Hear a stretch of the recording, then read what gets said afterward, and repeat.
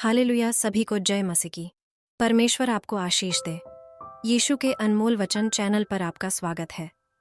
परमेश्वर के लोगों, आपको जानना बहुत जरूरी है कि प्रभु यीशु मसीह जी ने मनुष्य को किस प्रकार बनाया। आप यह वचन विस्तार से पढ़ सकते हैं बाइबल से।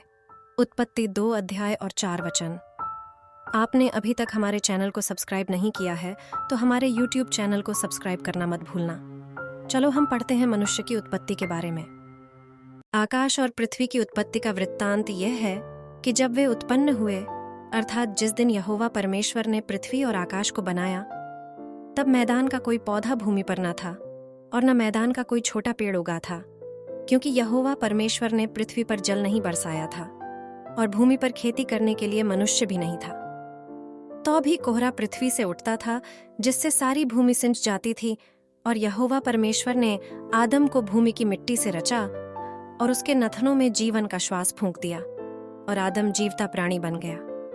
और यहोवा परमेश्वर ने पूर्व की ओर अदन देश में एक वाटिका लगाई और वहां आदम को, जिसे उसने रचा था, रख दिया। और यहोवा परमेश्वर ने भूमि से सब भांति के वृक्ष, जो देखने में मनोहर और जिनके फल खाने में अच्छे हैं, उगाए, और वाटिका के बीच में जीवन के वृक्ष को और भले या बुरे के ज्ञान के वृक्ष को भी लगाया।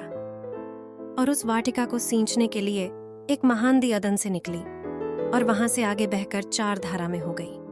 पहली धारा का नाम पीशोन है। यह वही है जो हवीला नाम के सारे देश को, जहां सोना मिलता है, घेरे हुए है। उस देश का सोना चोखा होता है, वहां मोती और सुलेमानी पत्थर भी मिलते हैं।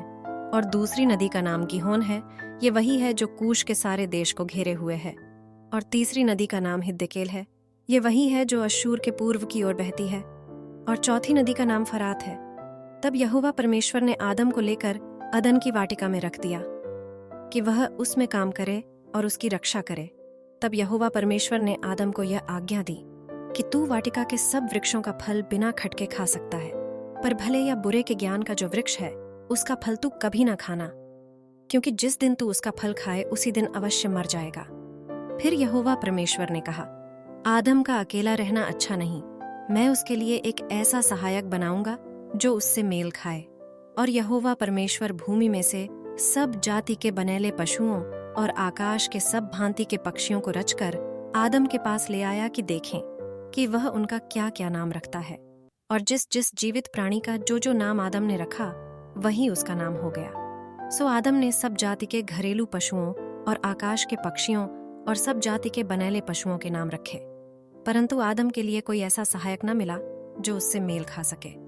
तब यहोवा परमेश्वर ने आदम को भारी नींद में डाल दिया, और जब वह सो गया, तब उसने उसकी एक पसली निकालकर उसकी संती मांस भर दिया। और यहोवा परमेश्वर ने उस पसली को, जो उसने आदम में से निकाली थी, स्त्री बना दिया और उसको आदम के पास ले आया। और आदम ने कहा, अब यह मेरी हड्डियों में की हड्डी और मेरे मांस में का मांस है, सो इसका नाम नारी होगा, क्योंकि यह नर में से निकाली गई है। इस कारण पुरुष अपने माता पिता को छोड़कर अपनी पत्नी से मिला रहेगा और वे एक तन बने रहेंगे। और आदम और उसकी पत्नी दोनों नंगे थे, पर लजाते न थे।